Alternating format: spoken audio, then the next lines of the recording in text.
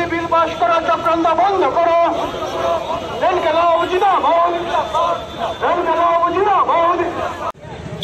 সারা দেশের সাথে এই রাজ্যের সমস্ত অংশের মানুষ নিশ্চয়ই এটা অবগত আছেন। এই যে সাম্প্রতিক আমাদের দেশের সংসদের শীতকালীন অধিবেশন হয়ে গেল, এই অধিবেশন চলাকালীন সময়েতে আজ থেকে 22 বছর আগে সংসদে সন্ত্রাসবাদীদের হামলা হয়েছিল। এমন এই দিনে আমাদের দেশের যে নতুন সংসদ বাড়ি 20,000 কোটি টাকার বেশি টাকা খরচ করে নির্মাণ করা হয়েছে, যেটা সম্পর্কে আমাদের দেশের প্রধানমন্ত্রী, স্বরাষ্ট্রমন্ত্রী এবং শাসক দল গর্ব করে বলছেন, এটা শুধু সৌন্দর্য এবং সুযোগ সুবিধার দিক থেকে পৃথিবীর অন্যতম ইমারত নয়, এটা সুরক্ষার দিক থেকেও অন্যতম একটা ইমারত তৈরি হয়েছে।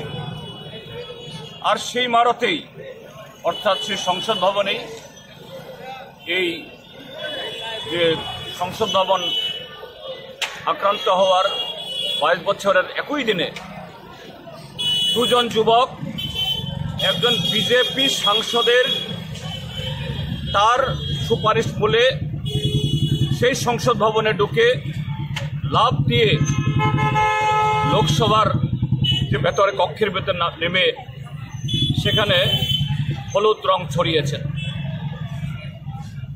এই যে ঘটনা, এটা আগামী দিন যে ভারতীয় সংসদের বা সাংসদদের, প্রধানমন্ত্রী থেকে শুরু করে সকল অংশের নিরাপত্তার জন্য যে একটা বিরাট ত্রুটি এটা প্রমাণ করল।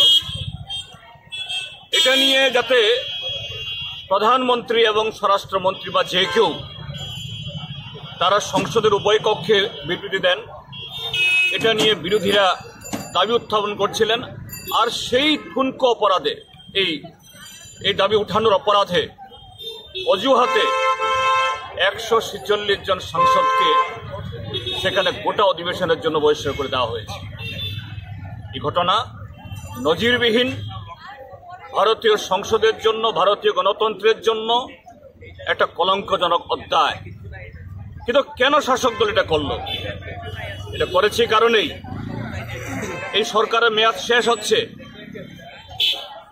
ভারতীয় জনতা পার্টি বিভিন্ন কায়দা কৌশল, কালো টাকা ইত্যাদি ব্যবহার করে কিছু কিছু রাজ্যে নির্বাচনে দিচ্ছেন, কিন্তু জনমনের যে মূল প্রশ্ন, বেকারি, দ্রব্যমূল্য বৃদ্ধি, কৃষকদের আত্মহত্যা, ধনী গরিবের মধ্যে বৈষম্য, এটা গত 10 বছরে আরো বেশি চওড়া হয়েছে। বিরোধীরা সেই প্রশ্ন তুলবেন, কাজেই সেই মুখ বন্ধ করার জন্য এইভাবে একটা অজুহাতকে ভিত্তি করে, হাতিয়ার করে এই ঘটনাটা সেখানে ঘটালো। তার বিরুদ্ধে 28টি রাজনৈতিক দলের যে একটা ব্লক তৈরি হয়েছে, তারা আজকে সারা দেশে প্রতিবাদ আন্দোলন সংগঠিত করছেন। আমরা বামফ্রন্টের 4টি দল এবং সিপিআইএমএল 5টি রাজনৈতিক এই বামপন্থী দল আজকে এটা সংগঠিত করেছি। আমরা আহ্বান জানিয়েছিলাম এবং এই অন্য দলের তরফ থেকে আমাদের সাথে যোগাযোগ করা হয়েছিল, বিশেষ করে জাতীয় কংগ্রেস। তারা অনুরোধ করেছিলেন যে বিকালবেলা আজকে একসাথে এই কর্মসূচি করার জন্য, কিন্তু বিকালবেলা আমাদের পার্টি রাজ্য কমিটির সভা আরও 2 সপ্তাহ আগে থেকে ডাকা আছে।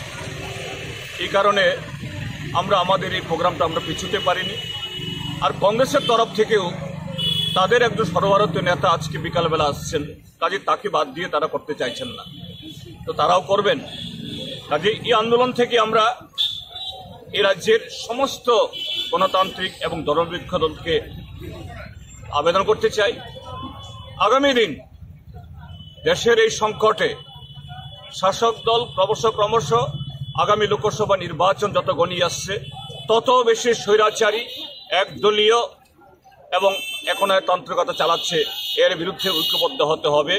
রাস্তায় নেমে আমাদের এদের প্রতিরোধ করতে হবে।